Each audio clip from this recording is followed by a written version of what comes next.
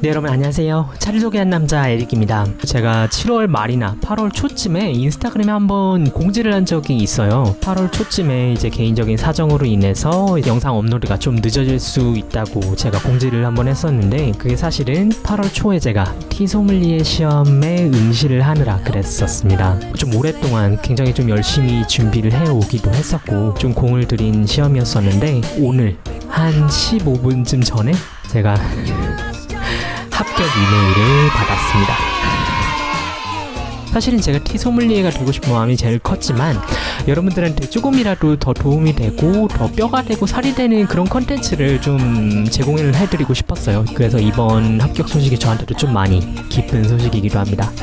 앞으로는 여러분들한테 훨씬 좀 도움이 되고 또 신선한 내용들로 찾아뵙도록 하겠습니다. 그건 그렇고, 오늘 제가 영상에서 여러분들과 함께 나누고 싶은 얘기는, 사실 우리처럼 이렇게 티를 좀 자주 마시는 분들한테는 좀 굉장히 좀 민감한 사안이 될 수도 있어요. 예전에 한번 뉴스를 굉장히 좀 핫하게 달궜던 그런 이슈이기도 한데, 제가 오늘 여러분들과 함께 얘기를 나눠볼 주제는 바로 티백 속에 들어있는 미세 플라스틱에 관한 진실입니다.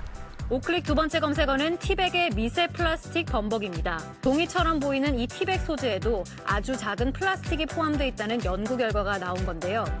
이런 티백으로 차를 끓이면 찬물에 엄청난 수의 미세 플라스틱 조각들이 섞일 수 있다고 합니다. 우리가 차를 마실 수 있는 방법에는 굉장히 좀 여러 가지 방법이 있죠. 가장 클래식한 방법으로는 입차를 티팟에다가 우려서 거름망인 스트레이너에다 걸러서 마시는 방법부터 해서 중국식 개환에다가 차를 우리는 방법도 있고요. 아니면 간편하게 티메이커 같은 걸로 차를 우리는 방법도 있죠. 이런 방법들로 차를 우려 마시는 게 사실 가장 좀 맛있게 마시는 방법이기는 하지만, 이 방법들의 가장 큰 단점은 뭐죠? 맞아요. 바로 설거지. 설거지만큼 사실 귀찮은 게 없잖아요. 저도 그런데 우리 중에 사실 설거지하고 싶어서 차를 마시는 사람 없잖아요. 그쵸? 그럴 때 우리가 이용하는 방법이 바로 티백입니다.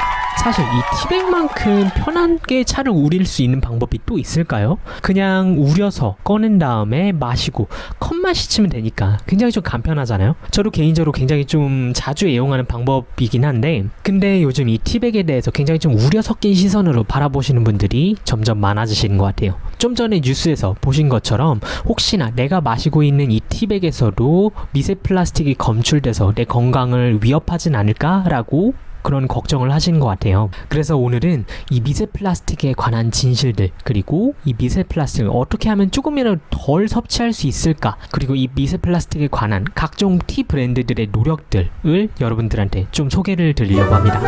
티백 속에 들어있는 미세 플라스틱에 관한 문제를 처음으로 제기한 곳은 바로 캐나다의 맥길 대학교 연구팀이었습니다. 이 연구팀에 의하면 우리가 플라스틱 티백을 한번 우릴 때 약 116억 개의 마이크로 플라스틱과 31억 개의 나노 플라스틱이 물에 용해된다고 하는데요. 보통 마이크로 플라스틱은 5mm 이하의 작은 플라스틱 조각을 의미하고, 나노 플라스틱 같은 경우는 100나노미터 이하의 크기를 말한다고 합니다. 종이 티백의 경우에는 굉장히 좀 쉽게 찢어지는 그 재질의 특성을 보완하기 위해서 겉면을 플라스틱으로 코팅을 하는데, 아마도 이 과정 때문에 우리는 과정에서 미세 플라스틱이 검출이 되는 것 같아요. 이 미세 플라스틱의 영향을 좀 알아보기 위해서 이 연구팀에서는 이 미세 플라스틱의 분량을 다양하게 해서 물벼룩이 서식하는 물 속에 한번 넣어봤는데요. 그 결과 물벼룩이 죽지는 않았지만 해부학적 그리고 행동적 측면에서 굉장히 좀 이상 징후를 보였다고 합니다. 하지만 이 미세 플라스틱이 인간에게 미치는 영향은 아직은 밝혀지지 않았다고 해서 더 많은 연구를 필요로 한다고 하네요. 사실 티백이란 물건이 캐나다에서만 우리가 사용하는 물건도 아니고,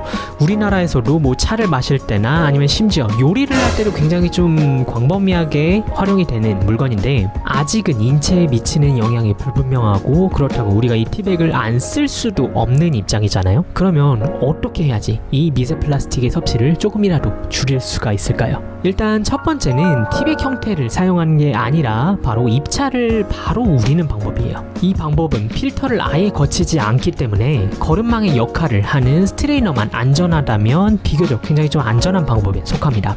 스트레이너 중에는 요즘 인체에 무해한 금속이나 아니면 은으로 만들어지는 제품들도 굉장히 좀 많잖아요. 이런 제품들을 이용한다면 입차를 이용한 방법도 꽤 괜찮은 방법인 것 같아요. 실제로도 차를 즐기는 많은 분들이 가장 많이 애용하는 방법이기도 하고요. 있는데요. 두 번째는 바로 생분해성 PLA 티백을 이용하는 방법입니다. 티백 속의 미세 플라스틱에 관한 뉴스들이 보도되자 수많은 티 브랜드들에서는 기존의 티백을 좀 대체할 수 있는 새로운 생분해성 티백을 개발하는 데 집중하기 시작했는데요. 이 생분해성 PLA 티백은 중금속이나 환경 호르몬처럼 아이에게 유해한 성분도 검출이 되지 않는 신소재로서 굉장히 좀 안전하고 미생물에 의해서 100% 생분해되는 재질이라고 합니다. 하지만 아무래도 비싼 가격이 좀 단점이긴 하겠죠. 세 번째는 바로 액상 농축액 제품을 이용하는 방법입니다. 미세 플라스틱이 함유된 필터를 아예 거치지 않기 때문에 가장 안전한 방법이라고 생각할 수 있겠죠. 타바론을 비롯한 점점 더 많은 브랜드에서 이런 액상 농축액 제품을 만들고 있다는 사실 여러분도 혹시 알고 계신가요?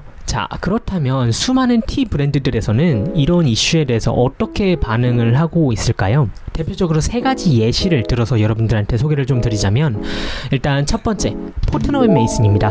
포트너 앤 메이슨은 이 이슈가 터지기 약 18개월 전부터 티백 속에 들어있는 미세 플라스틱을 제거하기 위해서 계속해서 노력해온 브랜드이기도 한데요. 포트너 앤 메이슨의 페이머스 티, 클래식 월드 티, 그린 티를 포함한 수많은 티들의 티백은 비열 처리 재봉 방식의 티백으로 모두 바뀌었으며, 뿐만 아니라 인퓨전이나 오디티 종류는 옥수수 전분으로 만든 일명 소일론이라고 하는 피라미드 모양의 실크 티백에 들어있다고 합니다. 이 티백들은 모두 음식물 쓰레기통에 버려도 무관하다고 해요. 2019년 말 기준 약 94%의 포트너 앤 메이슨 제품들이 이런 플라스틱 프리 제품으로 바뀌었다고 하니까 좀 안심하고 먹어도 괜찮겠죠? 또 다른 영국 티 브랜드 푸카의 경우에는 열을 가해서 모서리를 봉제한 티백 대신에 유기농 목화를 바느질해서 만든 티백을 사용한다고 합니다. 이런 변화는 2018년 5월경부터 추진되기 시작했는데, 비록 그 과정이 비용도 더 들고 좀 복잡하긴 하지만 2019년 말까지 모든 티백에 확대해 나갈 예정이라고 얘기를 했었습니다. 마지막으로 미국 티 브랜드 타바론의 경우에는 생분해성 니트 조직의 필터와 함께 액상 농축액 제품인 밀크티 베이스와 그리고 티 리믹스 제품을 계속해서 만들어내고 있다고 해요. 물론 용기는 플라스틱 재질로 만들어진 페트병이긴 하지만 이 페트병에 얼마든지 뭐 유리병이나 다른 걸로 대체를 할 수 있다고 생각합니다.